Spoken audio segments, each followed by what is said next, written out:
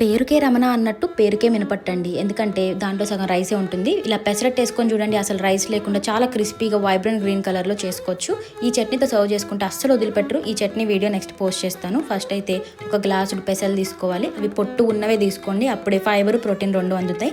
దానిలోకి కొన్ని మెంతులు కూడా తీసుకొని బాగా వాష్ చేసుకొని మినిమం 9 hours సోక్ చేయండి.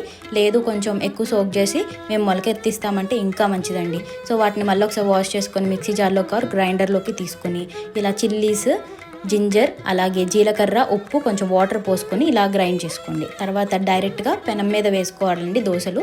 అంతేనండి, ఫర్మెంటేషన్ అయితే ఏం అక్కర్లేదు, డైరెక్ట్గా దోశలు వేసుకోవడమే బ్యాటర్ ప్రిపేర్ చేశాక. ఇలా ఆయిల్ అయినా గీ అయినా మీ ఇష్టం ఏదైనా వేసుకొని ఒక సైడ్ రోస్ట్ అయ్యాక ఇంకో సైడ్కి ఫ్లిప్ చేసుకొని దోశలు రెండు వైపులా కాల్చుకుంటే పెసరట్లు రెడీ. క్రిస్పీగా ఉంటాయి, చాలా బాగుంటాయి. ఇలాంటి హెల్తీ రెసిపీస్ కోసం నన్ను ఫాలో చేయండి. Thank you all for watching. Next video అయితే అల్లం చట్నీ వీడియో పోస్ట్